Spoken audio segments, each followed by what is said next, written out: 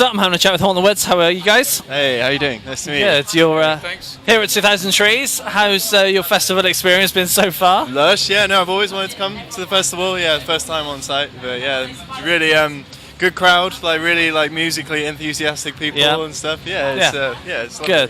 Good. And the big news, I guess, is that you've got a new album Yeah, on the that's way, right. September. Tell us about it. Well, on the way, yeah. So it's probably it's our most ambitious record today. There's a lot more people involved in this one than in the past, like string arrangements, flugelhorns and all that sort of stuff. Lots of yeah. So it's been good. It's we're officially signed to Spine Farm now as well, so it'll be our first record coming out under a record label, which has been an interesting experience and stuff. So we've just had the second single out over the last few weeks. It's been good. Yeah. Good. And you're saying it's the most ambitious, but how else does it sound in comparison to the rest of your music that's out there?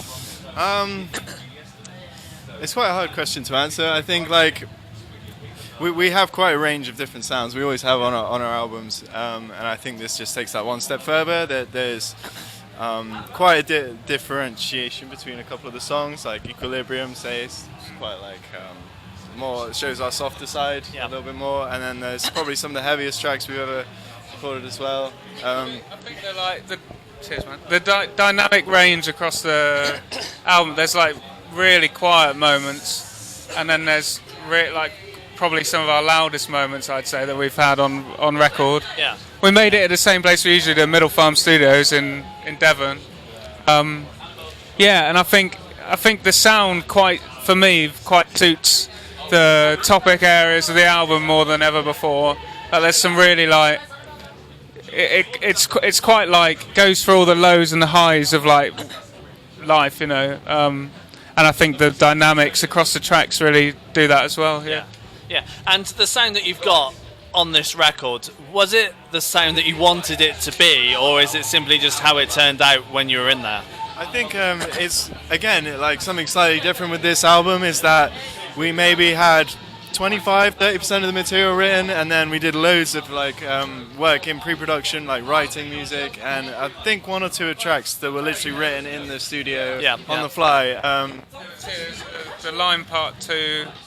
And what was it? There was I wrote "Save Me" while we were in the studio. Yeah, so it's not only have we been collaborating more with other musicians, but there's been a lot of just throw and go type setups. More a mixture of writing, I would say. Different. There's a moment where we were in. Do you remember that moment when we were doing "Overflow," which is on the new record? And there's a song called what's the other one? Ubiquity, which we recorded pretty much live to tape, which was, I think the whole record was recorded to tape, but there were a few moments that were recorded live, and quite a lot of moments live actually, skeletons of tracks at least, but some tracks that were wholly live, and I think that was really special. Some of the quieter ones, some of my favourite moments playing music, and it was in the winter as well. And it was in the middle of nowhere, away from everything, and it was really, really creative time. We like Phoenix said, we went in with the skeletons of quite a lot of tracks, and then it just kind of took its own life, really. Yeah. And when it comes to the writing side of it, how do tracks tend to start for you guys? Is it a lyric, a riff, a melody? Well, again, it's been slightly different. In the past, it's generally been the formulas that John brings, a song arranged on an acoustic guitar, and we all craft it with him and practice. Even gig songs, we like to figure out how we want the sounds to eventually, come across for our gigging and what the audience think of it all and stuff. But this one has been a little bit different. Some of them have come about, just purely jamming. Some of them, I, myself, or Jack have brought chord structures and stuff. Yeah. And it's been a little bit different. I think somebody even wrote some lyrics on this album that wasn't you. Is that the case? No. No, probably never happened. But, Definitely not. I think Pete, there was a section of lyrics that at the end of Fever Dream that I didn't want to put any lyrics at the end of that song. And Pete Miles, who produces our stuff, was like, "Nah, it has to have lyrics to finish off the narrative."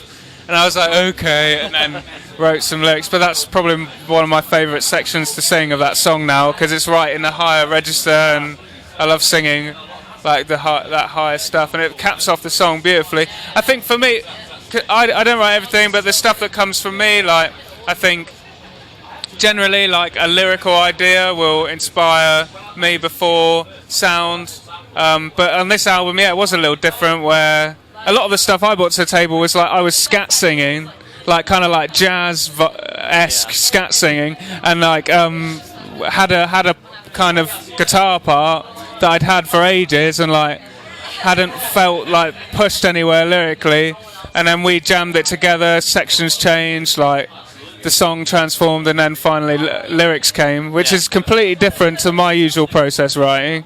But yeah, really, I'm more proud of this than anything we've done, I think, personally. And how easy is it for you to create the lyrics and add the lyrics into the music that's been created? Is it easy, straightforward, and does there have to be a meaning to your lyrics, or can it just be random words just to fit to what's there? Yeah, it's got to have some meaning.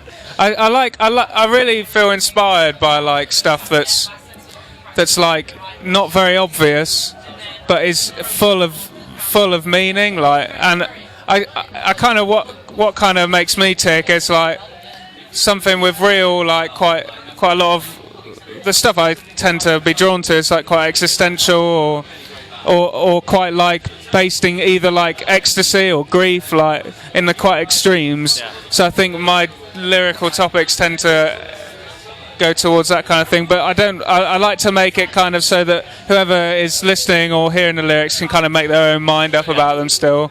Yeah, and you must have written more tracks than what's made it onto this record. What happens to those now? Do you consider them for the future, or do they get binned off? To be honest, yeah, often they do, like you say, I think we had 20, 25 tracks, there was a lot of cutting.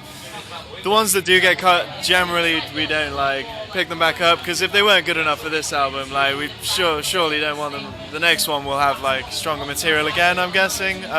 Very occasionally, I think there's one or two off this album, like Numb, I feel like was maybe tossed around a little bit in studio before, but it just never quite came together. But in general, we like to be recording what's fresh to us, I think. There's a lot of that kind of stuff, I think, over the years. We've been a band for a long time, and I think there's a heck of a lot of songs that have kind of just fallen by the wayside over the years. I'd say more songs, maybe as many songs as we've released. We've got probably more, actually, like that are just fallen away into the ether of forgotten, like discarded Haunt the Woods songs. So. Do you think you might release them and just do like a B-sides album, the ones that never were? Yeah, me too. A lot of them we really loved, those songs, you know. It wasn't like because, you know, it's just hard. And I think when you're choosing the track for the album, you know, there might be a couple of songs that were similar to each other that just, we felt like we wanted the journey of the album to be a little bit more dynamic, so like it may have been too close to another song.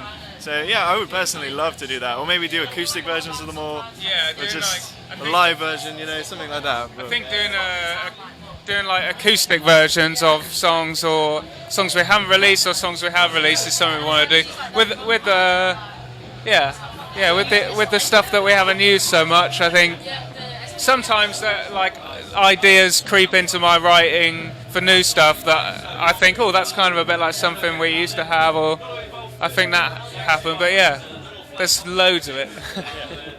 Yeah, good. And people will want to see you playing these tracks live. What's the plan for touring? For touring? I'm not sure yet, to be honest. Yeah, we're not really sure. Like, we're kind of, at the moment, we've got a good run of gigs coming up, festivals, and like we've got a London show 26th of July, and we're planning like a big local, because we're from Cornwall, a big local kind of release, or to play a show at the time of the release of our album, which is out in September. Reading and Leeds Festival will be a good chance to hear a lot of the new stuff for anybody that's like hanging around there. We'll be at both. But we will tour the record. We will tour the record, but like we don't know where yet. Hopefully, loads of places. Yeah, but we'll see. Yeah. Great stuff. Well, guys, it's been a pleasure. Yeah, pleasure. Having a chat with you. Yeah, Thank you very too. much. Thanks a lot, Cheers. man. Yeah. Thanks.